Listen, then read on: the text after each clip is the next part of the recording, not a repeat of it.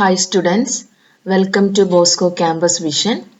I am Marina Michael, Assistant Professor, PG Department of Commerce, Don Bosco College, Kottayam. I am dealing the paper International Financial Management for MCOM S3 students. Dear students, this is the 7th lecture of International Financial Management for MCOM S3 students. In this session, we are going to discuss in detail the foreign exchange. Foreign exchange. Liberalization and globalization provide an international dimensions to business and service operations. Transnational flow of funds is an inevitable component of such international business and service activities or operations. A special feature of transnational money flow is that it occurs in different currencies. Consequently, currency conversions also become necessary. In other words, cross-country flow of money gives rise to foreign exchange dealings or transactions. All currencies other than the home currency are foreign currencies for a particular country.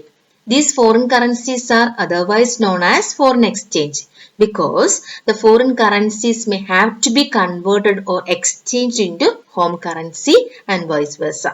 നമുക്കറിയാം ഈ cross border transactions അല്ലെങ്കിൽ transnational transactions ആണ് foreign എക്സ്ചേഞ്ചിന്റെ importance ഇത്ര കണ്ട് വർദ്ധിപ്പിച്ചത്. അതുകൊണ്ടാണ് നമ്മൾ ഈ exchange rate theories പഠിക്കുന്നതിന് മുൻപ് തന്നെ എന്താണ് എക്സ്ചേഞ്ച് റേറ്റ് എന്നും എക്സ്ചേഞ്ച് റേറ്റ് മെക്കാനിസം എന്നും ഫോറിൻ എക്സ്ചേഞ്ച് എന്നും ഒക്കെ പഠിക്കുന്നത്. അന്നേരം എന്തൊക്കെ ഫാക്ടേഴ്സ് ആണ് ഒരു എക്സ്ചേഞ്ച് റേറ്റിനെ അല്ലെങ്കിൽ ഫോറിൻ എക്സ്ചേഞ്ച് ട്രാൻസാക്ഷൻസിനെ എഫക്ട് ചെയ്യുന്നത്.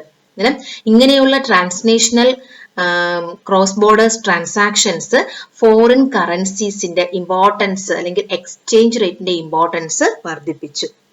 ഇതിനോടൊപ്പം തന്നെ നമുക്കറിയാം എക്സ്ചേഞ്ച് റേറ്റ് പഠിക്കുമ്പോൾ ഫോറിൻ എക്സ്ചേഞ്ച് പഠിക്കുമ്പോൾ ഏതൊരു ഇന്റർനാഷണൽ ഫിനാൻസിന്റെ അല്ലെങ്കിൽ ഇന്റർനാഷണൽ ബിസിനസിന്റെ കോർ കോൺസെപ്റ്റ് ആണ് foreign exchange.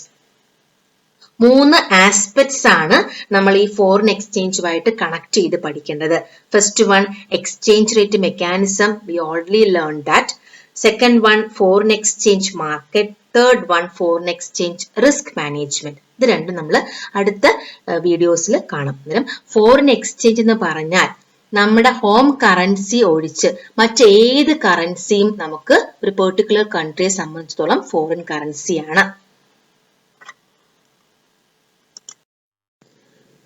The exchange of foreign currencies into home currency is carried out by exchanging some units of home currency for some units of foreign currency. Exchange ചെയ്യുന്ന നമ്മുടെ കറൻസിയുടെ units, അതായത് കുറച്ച് നമ്മുടെ currency മറ്റ് foreign കറൻസിയുടെ some യൂണിറ്റ്സുമായിട്ട് exchange ചെയ്യുന്നു.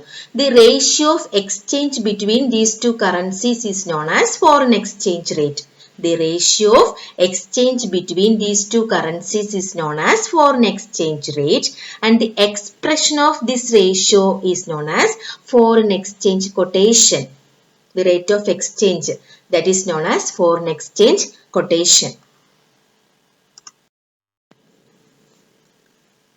Exchange rate systems. Next is exchange rate system. International transactions or transactions between countries are settled through the exchange of different currencies. Such exchange necessitates the determination of ratio of exchange between currencies, that is foreign exchange rate. Then നമുക്കറിയാം മുമ്പ് ഏറ്റവും ആദ്യമുള്ള exchange എന്ന് പറയുന്നത് barter system ആയിരുന്നു, that is exchange of goods. അത് പിന്നീട് precious മെറ്റൽസിലേക്കും, അതായത് ഗോൾഡ്, സിൽവർ പോലുള്ള പ്രഷ്യസ് മെറ്റൽസ് വഴിയായിട്ട് നമ്മൾ പേയ്മെന്റ്സ് നടക്കുക വന്നു. അത് കഴിഞ്ഞിട്ട് gold coins as the medium of exchange for settling transactions. അത് പിന്നീട് പേപ്പർ കറൻസിക്ക് വഴിതെളിച്ചു. Paper currencies replaced by gold coins as the legally approved form of settlement of transactions. Each country evolved its own currency. അതാണ് അതിന്റെ ഒരു evolution. Barter system, then gold and silver, then paper currency. അതിനുശേഷം ഓരോ രാജ്യവും അവരുടേതായ currency രൂപപ്പെടുത്തിയെടുത്തു. അങ്ങനെയാണെങ്കിൽ international transactions വന്നപ്പോഴത്തേനും ഈ exchange rate അങ്ങോട്ടും ഇങ്ങോട്ടും മാറാൻ വേണ്ടിയിട്ട് ഒരു എക്സ്ചേഞ്ച് റേറ്റ് കൊണ്ടുവന്നു, കറൻസീസ് എക്സ്ചേഞ്ച് ചെയ്യാൻ, ദാറ്റ് ഈസ് ഫോറിൻ എക്സ്ചേഞ്ച്. അങ്ങനെയാണെങ്കിൽ പ്രധാനമായും 2 രീതിയിലുള്ള എക്സ്ചേഞ്ച് റേറ്റ് സിസ്റ്റമാണ് നമുക്കുണ്ടായിരുന്നത്. ഫിക്സ്ഡ് എക്സ്ചേഞ്ച് റേറ്റ് സിസ്റ്റവും ഫ്ലോട്ടിംഗ് എക്സ്ചേഞ്ച് റേറ്റ് സിസ്റ്റവും.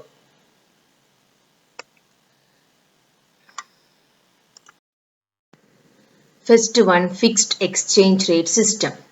It's sometimes called pegged exchange rate. It is a type of exchange rate in which currency's value is fixed or pegged by a monetary authority against the value of another currency, a basket of other currencies, or another measure of value such as gold. Fixed exchange rate സിസ്റ്റത്തിൽ കറൻസിയുടെ value fix ചെയ്യുന്നത് ആ കൺട്രിയുടെ monetary authorities ആയിരിക്കും. നമ്മുടെ രാജ്യത്താണെങ്കിൽ ഇത് central bank of India. ആ central bank of India ആയതുകൊണ്ട് തന്നെ, monetary authority ആയതുകൊണ്ട് വളരെ വളരെ കൂടുതൽ വേരിയേഷൻസ് ഒന്നും ഉണ്ടാകത്തില്ല. Next is floating exchange rate system. Under this system, the exchange rates between currencies keeps on fluctuating. It is a regime where the currency price of a nation is set by the foreign exchange market based on supply and demand of foreign currencies. The system works through an open market system in which the price is driven by speculation and the forces of supply and demand. Floating exchange rate system gold സ്റ്റാൻഡേർഡിനെ മാറ്റിയിട്ട് demand and supply forces ആണ് ഒരു foreign exchange market fix ചെയ്യുന്ന സിസ്റ്റമാണ് floating exchange rate system.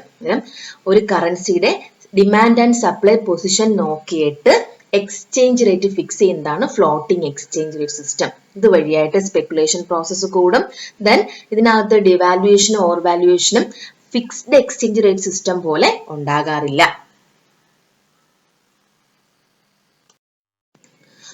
Under floating exchange rate, or a floating exchange rate refers to currency where the price is determined by supply and demand factors relative to other currencies.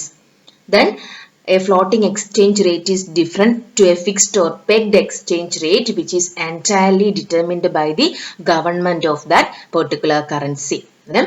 Floating exchange റേറ്റിൽ demand and supply forces ആണ് exchange rate fix ചെയ്യുന്നത്. നമ്മുടെ ഇപ്പോഴത്തെ എക്കോണമിയുടെ രീതി അനുസരിച്ച് പോകും.